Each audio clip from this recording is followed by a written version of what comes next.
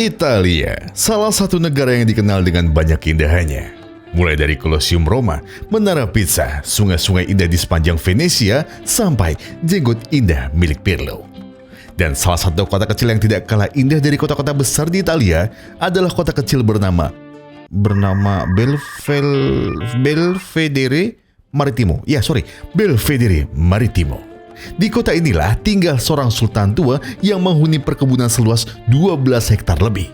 Namun sayang, tidak ada satupun dari ketiga cucunya yang mau mengelolanya. Akan tetapi, semuanya tiba-tiba berubah setelah cucunya yang bernama Michele melihat satu pemandangan indah. Udah, cukup segini dulu pemandangannya. Penasaran sama sepak terjang mereka berdua? Jadi begini ceritanya.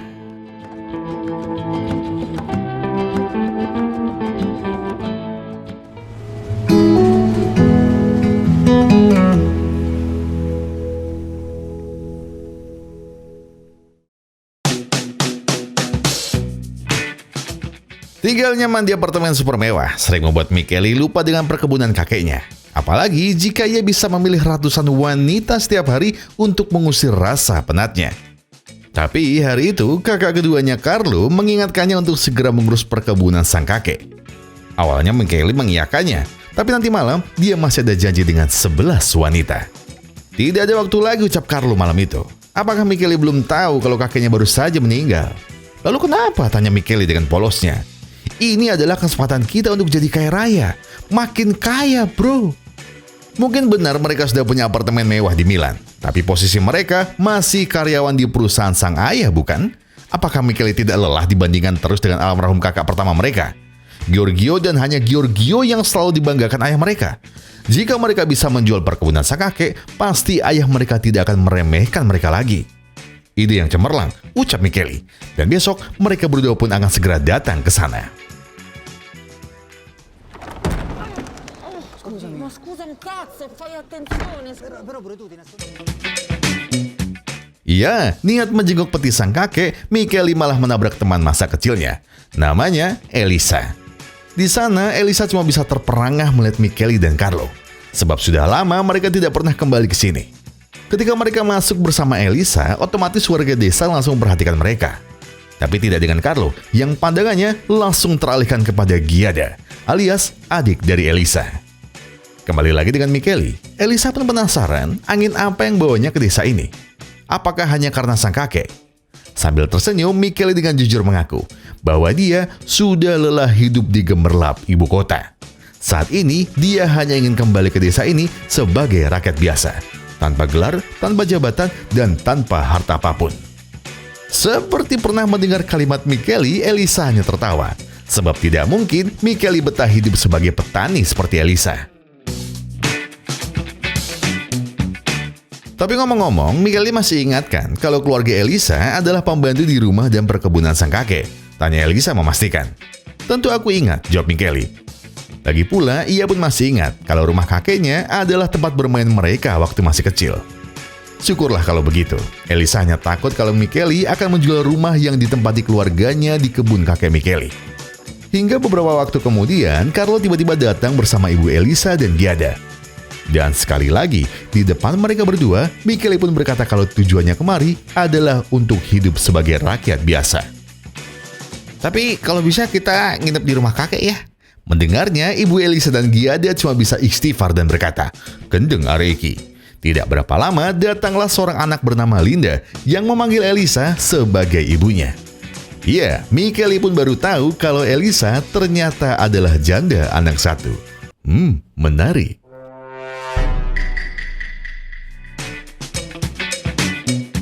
Karena Michele dan Carlo adalah cucu pemilik kebun, otomatis keluarga Elisa yang harus mengalah soal tempat tidur. Akan tetapi, keesokan harinya tidak pernah Michele bayangkan bahwa paginya harus berhadapan dengan ayam milik kakeknya. Karena ia sudah tidak pernah hidup di desa, yang ada Michele justru harus bersusah payah mengusir ayam itu. Namun di saat bersamaan, ketika Elisa ingin membangunkan anaknya, ternyata Linda malah tidak ada di kamarnya. Dan ternyata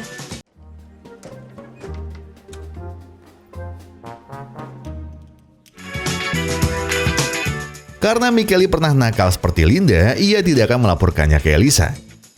Sebaliknya, ketika Elisa hampir memarahi Linda, disitulah Michele bilang kalau Linda sudah dari pagi di sini. Dialah yang bangunkan Michele dan minta dibuatkan sarapan. Dan untuk meyakinkan Elisa, Linda pun pura-pura sudah mengenal Michele. Dia sangat senang ketika Michele menunjukkan fotonya waktu liburan di luar negeri. Baiklah, terlepas dari mereka yang tiba-tiba akrab, Elisa pun sengaja mengajak Michele untuk melihat-lihat kebun mendiang kakeknya.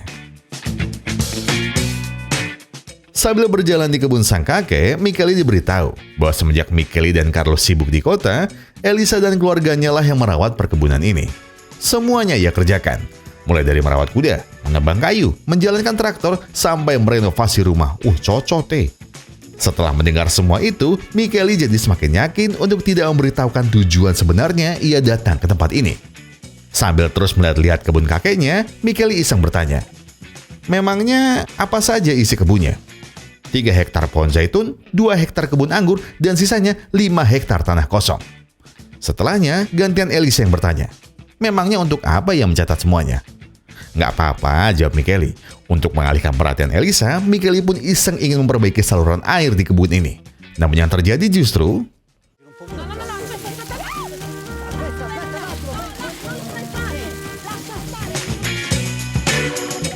Dan iya, gara-gara inilah mereka berdua jadi harus basah-basahan. Tidak tega Michele kedinginan, Elisa pun langsung menyuruhnya memakai bajunya dulu. Niat Elisa memang hanya untuk ganti baju, tapi sebaliknya mata Michele tidak bisa bohong bahwa tubuh sahabat masa kecilnya, amatlah sangat indah. Halah. Michele, saya setuju sama kamu.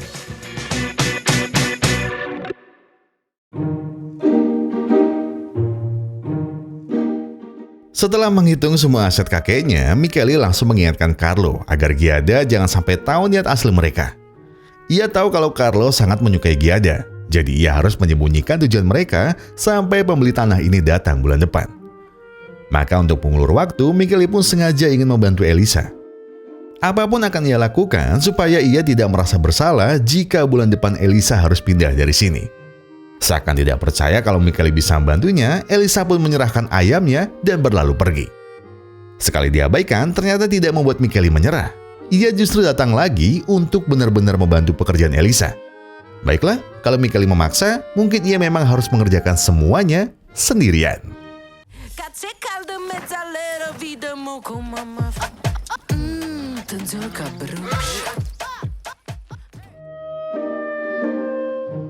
Terbiasa duduk di balik kursi empuk, ternyata membuat Michele sangat kewalahan mengerjakan semua ini.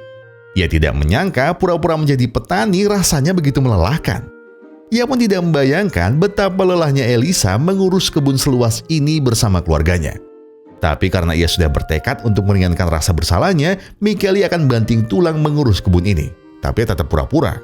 Toh nanti ketika kebunnya sudah terjual, Michele sudah tidak perlu bekerja keras lagi. Sambil istirahat bersama Elisa, Michele tiba-tiba teringat dengan kakak pertamanya, alias Giorgio.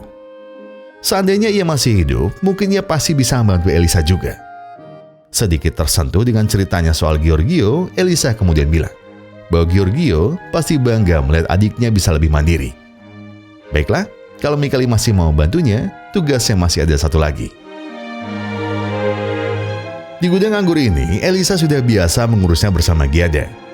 Sebab sejak ayahnya meninggal 5 tahun lalu, Elisa harus memutar otak bagaimana mencukupi kebutuhan keluarga dan anaknya. Usai mendengarnya, Michele diam-diam semakin kagum dengan perjuangan Elisa sebagai ibu tunggal untuk Linda. Dan di waktu mereka sedang minum, disinilah Michele ingin tahu, memangnya kemana ayah Linda? Dengan agak terbata, Elisa bercerita bahwa ayah Linda sebenarnya hanya seorang turis yang waktu itu sempat menjalin kasih 1 malam dengan Elisa. Dan karena Elisa hanya seorang petani, pria itu pun langsung pergi, tanpa tahu kalau ia ternyata hamil. Merasa bahwa kehidupan Elisa sangat berat, Michele hanya bisa tersenyum. Sebab seandainya ia yang ada di posisinya, mungkin Michele tidak akan sekuat itu. Ketika Elisa di depan Michele, mungkin dia bisa tersenyum dan membahas banyak hal. Tapi di depan Giada, Elisa justru berkata sebaliknya. Ia merasa kalau Michele pasti ada maunya. Lagi pula, mana mungkin cucu seorang sultan mau menjadi petani. Dari sorot matanya, sebenarnya Giada tahu kalau Elisa hanya malu mengakui perasaannya kepada Michele. Dan seperti jodoh, Michele dan Carlo tiba-tiba datang untuk mengajak mereka bermain di pasar malam. Bukankah mereka sudah lama tidak berkumpul seperti ini? Walau awalnya Elisa pura-pura menolak, namun akhirnya ia pun mau juga. Di momen ini, entah kenapa ada perasaan yang tidak bisa ia jelaskan. Di satu sisi, ia belum yakin dengan keberadaan Michele.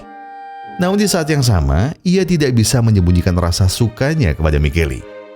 Akan tetapi, karena mereka kalah di permainan dart ini, Michele tidak sengaja malah memancing emosi Elisa. Hingga akhirnya, ketika Michele sedang berbalik, tiba-tiba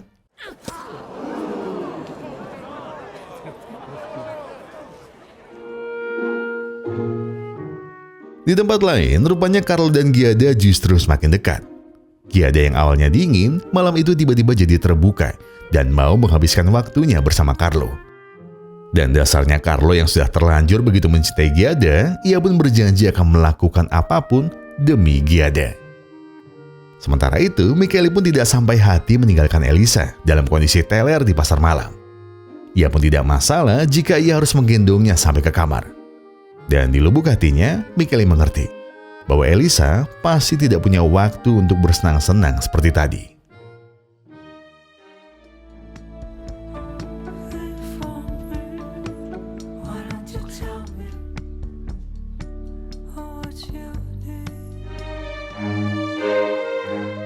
Pagi itu, ada yang berbeda dari Linda. Dia segera membangunkan Michele karena ada sesuatu yang ingin dia tanyakan. Memangnya ada apa? Tanya Michele. Sambil bersemangat, Linda ingin tahu, apakah Michele menyukai ibunya? Sebab sejak Michele datang ke sini, Linda merasa kalau ibunya dan Michele jadi semakin dekat. Dan dengan polosnya, Linda berkata jujur kalau ia sangat senang kalau Michele menjadi ayahnya. Selama ini, ia tidak pernah tahu siapa ayahnya, dan mungkin ibunya akan bahagia jika Michele ada di sini. Apakah itu benar? Michele kurang yakin, karena kemarin Elisa malah melempar dart ke punggungnya. Tapi sepertinya Michele pun punya ide.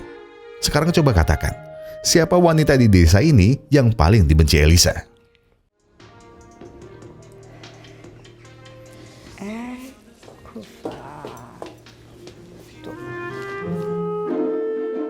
Namanya Amanda, tapi nggak pakai panopo. Kata Linda, dialah wanita yang sering membuat Elisa cemburu, karena banyak pria yang selalu mendekatinya. Kalau dari bemper depan belakang, ya Amanda memang menggoda. Dan Michele rasa dia akan tahu bagaimana perasaan Elisa kalau ia mengajak Amanda makan berdua di restoran paling mewah di Belvedere. Dan setelah banyak tetangganya mendengar kalau Michele ingin mengencani Amanda, di sanalah Elisa seakan tidak mau kalah.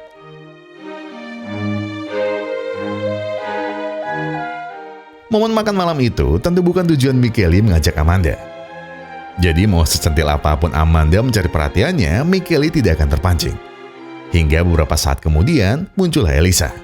Tapi yang Michele tidak tahu siapa pria yang bersamanya. Bukankah seharusnya Elisa cemburu tanpa harus bersama pria lain? Baiklah, kalau Elisa ingin bermain-main, Michele tidak akan mundur. Michele yakin kalau Elisa tidak menyukai pria itu. Jadi tanpa basa-basi lagi, Michele tiba-tiba ingin mencicipi bakso milik Amanda. Tapi kali ini jangan pakai garpu, alias con le mani.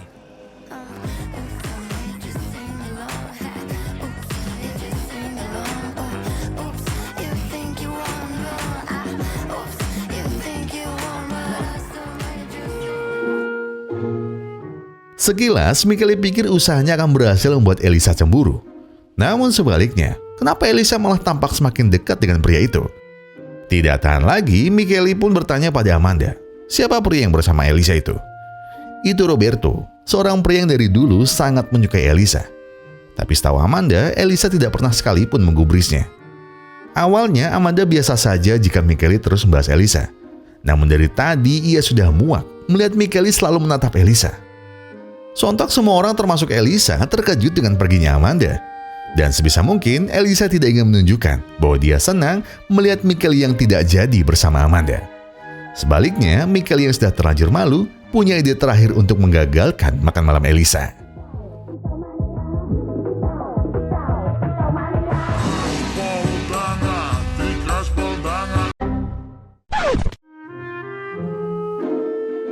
Hanya orang gila yang mempermalukan dirinya dengan suaranya yang fals. Tapi itulah Michele. Dia tidak peduli dengan statusnya sebagai cucu sultan. Sebab yang terpenting, dia tidak rela kalau Elisa jalan dengan pria lain. Mungkin rencananya berakhir menjadi bumerang untuk dirinya sendiri.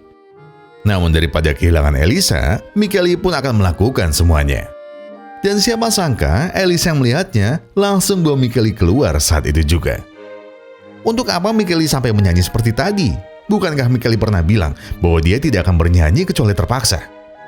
Tidak mau menyembunyikan perasaannya, Michele pun jujur bahwa dia terpaksa menyanyi agar ia tidak kehilangan Elisa. Lagi pula Michele yakin Elisa pasti tidak menyukai Roberto. Jangan sok tahu, balas Elisa. Sudahlah, tidak perlu berbohong. Jika tadi adalah kencan sungguhan, kenapa Elisa selalu menatap Michele? Akan tetapi ketika Elisa akan menjawabnya, tiba-tiba saja hujan turun sangat deras. Saat mereka berteduh di gudang ini, tiba-tiba saja ingatan Michele seakan terlempar ke masa kecil mereka dulu. Michele masih ingat betapa Elisa pernah sedekat itu dengan Giorgio. Dan selama itu pula, Michele hanya bisa mengagumi Elisa dari jauh. Sekarang, di gudang ini, Michele harus mengakui bahwa Elisa masih cantik seperti dulu. Dan bedanya, Elisa masih sempurna tanpa celah sedikit pun. Ia masih wanita mandiri dan cantik. Dan itulah sebabnya kenapa Michele ingin lebih lama berada di sini. Kamu salah, ucap Elisa. Michele perlu tahu kalau Elisa tidak sempurna seperti yang ia bayangkan.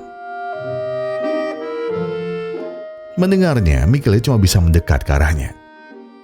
Michele ingin Elisa tahu bahwa Elisa sempurna di mata pria yang bisa menghargainya. Dan kamu sudah lebih dari cukup untuk seseorang yang mencintaimu, ucap Michele dengan lembut. Di sana pun Michele ingin jujur bahwa dia sudah lama menantikan momen berdua ini. Ia mau menjalani sisa hidupnya asalkan ada Elisa di sampingnya. Seolah membatu, Elisa tidak tahu bagaimana caranya mengungkapkan rasa berbunga di hatinya saat ini. Tidak perlu kata apapun, ujar Michele. Ia tahu bahwa Elisa punya rasa yang sama dari sorot mata yang tidak bisa berbohong. Dan malam ini, biarkan bulan cemburu melihat Michele dan Elisa mengakhiri malam ini dengan adu penalti yang mesra. Hai. Pemandangan yang menarik.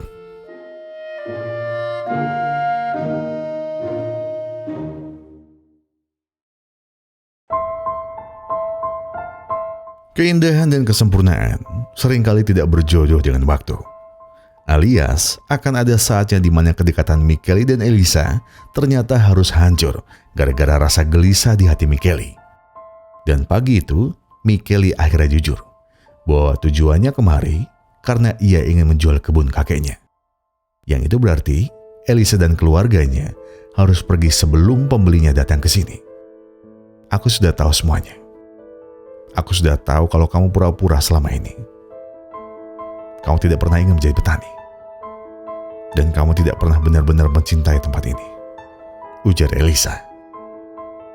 Dan iya, tanpa Michele tahu, Elisa sudah mendengar rencananya menjual kebun ini di malam pertama ia menginap di rumah Elisa. Ia tahu bahwa tujuan Sultan sepertinya hanya uang, dan uang. Michele tidak pernah memikirkan nasib keluarga Elisa sedikit pun. Tidak, itu tidak benar. Michele tidak bermaksud seperti itu. Ia justru ingin mengangkat derajat Elisa jadi lebih baik ketika kebun kakeknya laku keras nanti. Ia tidak mau Elisa terus-terusan jadi petani. Mendengar itu, Elisa jelas sakit hati. Ia tidak menyangka bahwa Michele ternyata malu dekat dengan petani sepertinya. Kalau memang begitu, sudah tak perlu ada ucapan perpisahan apapun. Segera pergi dari sini. Dan terakhir, tolong sampaikan ke calon pembelimu itu bahwa ia tidak perlu repot-repot datang ke sini. Sebab Giada telah berhasil membujuk Carlo agar membatalkan penjualan kebun kakeknya. Dan iya, tanpa Michele tahu, ternyata Elisa dan Giada telah bekerja sama untuk membujuk Carlo. Sebab jika salah satu dari mereka ada yang tidak setuju, maka jelas tidak akan ada kata sepakat. Baiklah, untuk rencana Elisa tadi, Michele tidak masalah. Namun tolong katakan, apakah kemesraan mereka semalam termasuk rencana Elisa untuk membatalkan penjualan ini? Tanpa banyak alasan, Elisa cuma bertanya, apakah kejadian malam tadi berarti bagi Michele? Mungkin niatku memang salah. Tapi yang perlu kamu tahu, aku kira hubungan kita spesial. Tapi dari pertanyaanmu barusan, mungkin semua ini tidak ada artinya bagimu, ucap Michele sebelum melangkah pergi. Setelah tahu semua rencana Elisa dan Giada, Michele segera memberitahu Carlo bahwa dia cuma diperalat oleh Giada. Carlo harus sadar bahwa Giada sebenarnya tidak pernah menyukainya. Apakah Carlo tidak curiga bagaimana Giada yang awalnya dingin tiba-tiba jadi dekat dengannya? Sebaiknya Carlo tetap bersama Michele untuk menjual kebun ini. Bukannya tersadar, Carlo justru menganggap Michele cuma iri dengannya. Sebagai saudara, seharusnya Michele senang jika Carlo bersama wanita yang ia cintai. Bukan seperti itu yang Michele maksud. Dan satu hal lagi, dari gosip warga desa, Michele mendengar sendiri bahwa Giada adalah selingkuhan suami orang. Ditambah waktu di pasar malam, Michele melihat sendiri betapa sedihnya Giada saat pria yang ia sukai masih bersama istrinya. Itu tidak benar, ucap Carlo. Ia tahu bahwa Giada tidak mungkin sejahat itu. Perkataan Michele tadi ternyata tidak berarti apapun untuk Carlo. Ia masih percaya kalau Giada adalah wanita yang tidak mungkin membohonginya. Hingga di tengah momen bersama itu, tiba-tiba ada seseorang yang sedang mencari Giada. Dan orang itu adalah... Buongiorno, sono Ettore, quello del frantoio. Bagi bertemu orang asing, Carlo awalnya tidak tahu siapa pria ini. Tapi di saat pria itu menatap Giada, entah kenapa perasaan Carlo jadi tidak nyaman. Apalagi setelah Carlo mendengar sendiri bahwa mereka sudah lama kenal, jauh sebelum Carlo bersama Giada. Dan asal tahu saja, ucap pria itu, Giada adalah wanita paling cantik di kota ini. Dan sekali Giada main bersamamu, kamu tidak akan bisa lupa sehebat apa permainannya. Cukup, Carlo sudah tidak bisa melanjutkan semua ini. Percuma saja, mau memohon bagaimanapun, Carlo sudah tidak akan percaya lagi dengan Giada. Seharusnya ia mendengarkan Michele dari awal. Dan di titik ini, Carlo harus bilang bahwa dia sudah tahu bahwa tujuan Giada mendekatinya hanya untuk mempertahankan kebun kakeknya. Dan pria tadi pasti adalah selingkuhan Giada, bukan? Aku bisa menjelaskan semuanya, ucap Giada memohon. Ia tahu bahwa dirinya memang keliru, tapi tujuan Giada perlahan berubah setelah ia benar-benar mencintai Carlo. Sudahlah, tidak perlu berbohong lagi. Dan terakhir, yang perlu Giada ingat, Carlo dan Michele akan segera menjual kebun ini. Setelah semua yang terjadi, Giada ingin minta maaf karena ia gagal menahan Carlo. Akan tetapi, Giada tahu bahwa mereka masih punya satu rencana terakhir yang tidak mungkin gagal. Seakan tahu apa yang Giada maksud, Elisa langsung menolaknya. Ia rela pergi dari sini, asalkan identitas Linda tidak diketahui keluarga Michele. Memangnya ada apa? Tanya ibu mereka. Apa yang telah Elisa sembunyikan tentang anaknya sendiri? Tanpa tahu kalau Linda ada di dekat mereka, Elisa langsung jujur bahwa Linda adalah calon pewaris sah atas kebun ini. Alias, Linda adalah putri dari Giorgio. Elisa tahu bahwa mereka masih bisa memiliki rumah ini. Namun ia takut Linda akan sangat marah jika tahu tentang rahasia ini. Che cosa? Amore un cazzo, quindi non è australiano.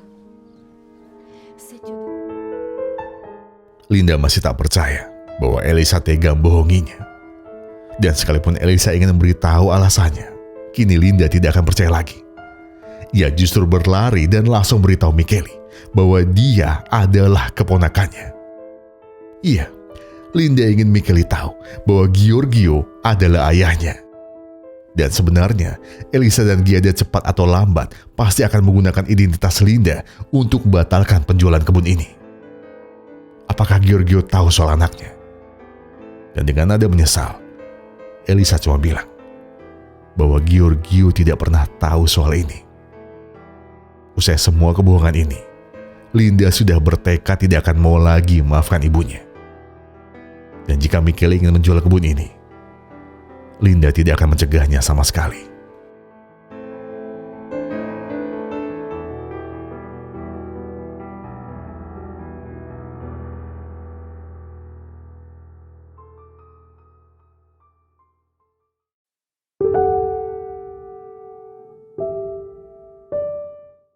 Sejak ibunya berbohong, Linda terlihat semakin dekat dengan dua pamannya. Dan sekalipun Giada dan Elisa coba mendekatinya, yang terjadi justru penolakan dari Linda. Ia sudah lelah dan kecewa terhadap mereka semua. Bahkan ia berani bilang bahwa setelah perkebunan ini dijual, ia akan ikut Michele dan Carlo ke Milan. Atas semua yang terjadi, ternyata tidak mudah bagi Michele untuk mengabaikan Elisa. Bahkan Michele sampai meminta maaf atas rencananya untuk menjual kebun ini. Mungkin jika ia tidak kemari, Linda pasti tidak akan kecewa. Tidak apa-apa, ucap Elisa. Ini semua bukan salah Michele. Ia memang pantas dibuang. Karena sejak awal Giorgio pun telah membuang Elisa setelah tahu kalau dia sedang mengandung anaknya. Iya, sebenarnya Giorgio tahu tentang Linda. Tapi di depan Linda, ia tidak mungkin jujur bahwa Giorgio sengaja meninggalkan ia dan Linda. Sebab kalau keluarga besarnya tahu kalau ibu dari anaknya adalah petani miskin, pasti Giorgio akan diusir. Oleh karena itulah, Elisa pun tidak mau melibatkan Michele terlalu jauh dalam hidupnya. Meski begitu, Michele akan tahu apa yang harus ia lakukan untuk menolong Elisa. Sementara itu di tempat lain, nampak bahwa Giada ingin menemui Carlo sekali lagi. Di sana ia ingin minta maaf atas semua kebohongannya. Dia juga ingin jujur bahwa dia sudah tidak berhubungan lagi dengan pria asing kemarin. Niat awal Giada mungkin salah. Ia pun tidak pernah berpikir jadi sedekat ini dengan Carlo. Namun yang perlu ia tahu, Giada tidak berbohong soal perasaannya. Ia ingin Carlo mengerti bahwa Giada benar-benar tidak mau kehilangannya. Dengan tatapan penuh arti, Carlo pun ingin jujur bahwa dirinya masih sangat mencintai Giada. Keesokan harinya, pembeli kebun itu akhirnya datang bersama ayah Michele. Di sana ia diberitahu tentang semua detail perkebunannya. Mulai dari luasnya sampai komoditi apa yang paling menjanjikan dari kebunnya. Dan tanpa pikir panjang, pembeli itu langsung ingin tahu di mana pemandangan paling indah dari kebun ini. Sebab jika hasilnya sesuai, kebun ini akan ia beli dengan harga 26,5 juta euro atau hampir 540 miliar rupiah lebih. Mendengar harga fantastis itu, sang ayah langsung bangga dengan Michele. Dari atas sini, terbentang perbukitan luas yang rasanya sulit untuk dibeli jika pembelinya tidak jujur. Lalu, biasanya ketika curah hujan tinggi, pasti kebun mereka akan menjadi rawa yang becek. Seakan merasa ada yang salah, Linda berkata kalau semuanya salah. Kebun ini sangat layak untuk dibeli. Namun disinilah, Michele ingin berterus terang bahwa dia tidak jadi menjual kebun ini. Dan sebaiknya, pembelinya berpikir ulang untuk membeli kebun lain. Apa-apaan ini, tanya sang ayah. Jika Giorgio di sini, pasti dia tidak akan sebodoh kamu. Tidak, ayah. Tidak. Aku bukan Giorgio, dan aku tidak ingin melepas kebahagiaan yang aku dapatkan dari tempat ini. Dan sekalipun Michele dianggap bodoh, dia tidak mau menyesal dan terlambat menyadari apa yang paling berharga dalam hidupnya. Rupanya bukan hanya ayah Michele yang kecewa. Linda pun tidak habis pikir kenapa Michele malah batal menjual kebun ini. Dan di saat Elisa mengetahuinya, ia hanya tersenyum kecil dan berusaha menenangkan Linda.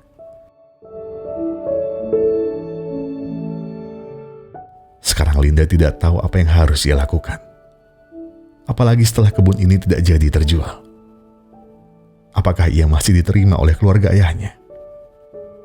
Untuk itu, Elisa tidak bisa memastikan. Namun satu hal yang pasti, Elisa akan selamanya menerima dan menemani Linda. Sebagai ibu yang tidak sempurna, Elisa minta maaf karena telah membuatnya kecewa. Dan alasannya hanya satu, yaitu dia tidak mau menyakiti anak yang sangat ia cintai. Ia bahkan rela mengorbankan kebahagiaannya asal Linda bisa mendapat hidup yang jauh lebih baik. Meski sempat terluka, tapi Linda akhirnya tahu kalau dunia yang dimiliki ibunya hanyalah dirinya.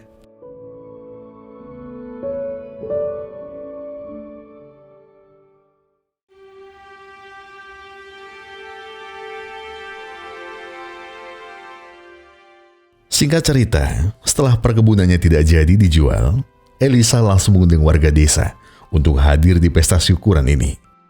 Di sini, terlihat juga Carlo dan Giada yang telah resmi menjadi sepasang kekasih. Sebaliknya, Elisa masih tidak habis pikir, kenapa Michele tidak menjual kebun ini. Bahkan ia tidak menyangka ada banyak pegawai Michele yang mengurus semua pekerjaannya. Jika Elisa mencarinya, ibunya tahu bahwa Michele sedang menyendiri di atas bukit.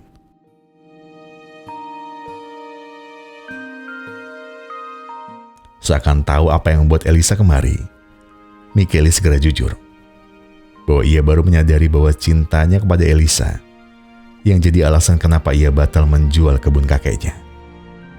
Kalau tujuan Michele hanyalah soal uang. Namun semakin ia dekat dan semakin dia jatuh hati kepada Elisa, Michele langsung memutuskan untuk mengembangkan kebunnya untuk kebaikan warga desa. Dan ia juga tidak mau Linda harus hidup jauh dari ibunya. Bahkan dengan kebun yang diwariskan kepadanya, Michele ingin melamar Elisa saat ini juga. Mungkin dia bukanlah pria sempurna, tapi hanya bersama Elisa saja, Michele bisa menjadi dirinya yang ia inginkan. Dan satu angkukan kecil dari Elisa adalah bukti bahwa cinta yang tulus masih ada sampai hari ini.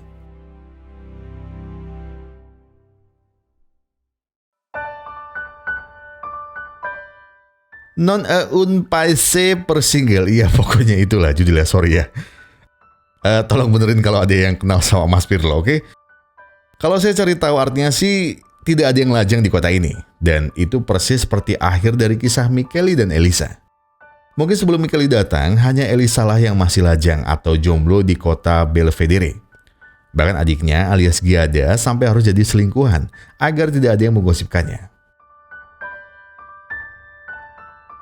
Dan iya, terlepas dari endingnya yang bahagia, saya tertarik untuk sedikit membahas makna kiasan dari judul Italianya tadi. Kalau dari yang saya dapat, artinya kurang lebih begini. Artinya itu sindiran bahwa lingkungan tersebut tidak ramah atau tidak mendukung gaya hidup lajang. Dan seolah-olah ada tekanan sosial yang kuat untuk segera menikah atau berpasangan. Dan siapa di sini yang merasa familiar sama makna ini? Dan saya rasa pasti sebagian dari kita masih sering terjebak di situasi canggung kayak makna dari judul inilah. Ya paling gampangnya bisa kita rasakan kalau momen lebaran atau lagi ada nikahan saudara. Jadi kayak pertanyaan template yang keluar. Kapan nikah? Kapan nyusul ke pelaminan? Mau saya kenalin gak sama ponakan tante? Nah, untuk menjawabnya mungkin gak semudah kita ngeles dan cari alasan ini itu. Biarpun kita juga bisa jawab asal sih, cuma biasanya ribut jadinya. Karena ya pasti ada aja counter dari yang nanya kayak gitu ke kita. Banyak lah. Iya, kalau yang nawarin nikah mau ngasih modal. Kalau enggak gimana? Malahan kan gak jarang kita jadi gak jujur tentang perasaan kita yang masih pengen sendiri di situ. Masih pengen sendiri in this economy, ya, dicatat. Bahkan ada kalanya mungkin kita sampai harus pura-pura kalau kita udah punya pasangan demi menghindari kalimat-kalimat itu. Dan kalau dihubungkan ke filmnya sendiri, mungkin jawabannya ada di soal waktu dan kesiapan kita juga. Sebab kalau dilihat dari kenapa Elisa nggak nikah-nikah, ternyata ada rahasia soal ayah Linda. Terus di sisi Michele, dia masih belum nikah karena ngerasa nggak cocok sama wanita yang ia temui. Mungkin banyak yang relate ya soal yang gini ya. Atau orang sekarang bilang, alah pilih-pilih kowe iki yo. Nah, mungkin gitu. Tapi kalau waktunya pas dan ya bisa aja endingnya kayak Michele sih, kalau emangnya dapetnya pas, waktunya pas, semuanya pas lah. Ditambah bukti kesiapannya bisa dilihat dari pengorbanan soal nggak jadi ngejual kebunnya. Dan sekali lagi, waktu dan kesiapan tiap orang itu menurut saya sih beda-beda. Dan kalau sekarang kalian masih sendiri ya, nggak apa-apa. Nikmati waktu sendirimu itu, oke? Karena masih banyak pengalaman yang harus kalian laluin. Sampai waktunya nanti tiba dan kalian siap untuk hidup bersama satu orang untuk selamanya. Jadi please, nikmati kesendirian kalian. Gagallah sebanyak mungkin. Cobalah sebanyak mungkin. Oke? Gak usah takut. Karena gini. Perasaan sedih karena sendiri tidak selamanya harus disesali. Perasaan senang karena jatuh cinta juga tidak selamanya bisa bertahan lama. Tapi rasa cukup dengan yang kita punya sekarang adalah kunci kebahagiaan itu sendiri. Saya Gogon dan segenap tim Pusara Happy Glory mengucapkan terima kasih. Terima kasih banyak sudah menonton video ini sampai habis. Terima kasih banyak sudah memberikan like, memberikan komentar, subscribe dan juga memencet tombol thanks-nya. Karena apapun yang kalian lakukan untuk channel ini sudah sangat membantu channel ini berkembang sampai hari ini. Dan sebagai penutup, saya pengen bilang ke kalian semua, kalau kalian lagi banyak masalah yang itu berat banget, kalian yang tenang, kalian gak perlu khawatir, kalian gak perlu bingung-bingung, kalian selesaikan semua dengan kepala yang dingin. Oke, jadi sekarang tarik nafas kalian, buang, tangga kopinya, ambil korengnya dan sebatin aja dulu.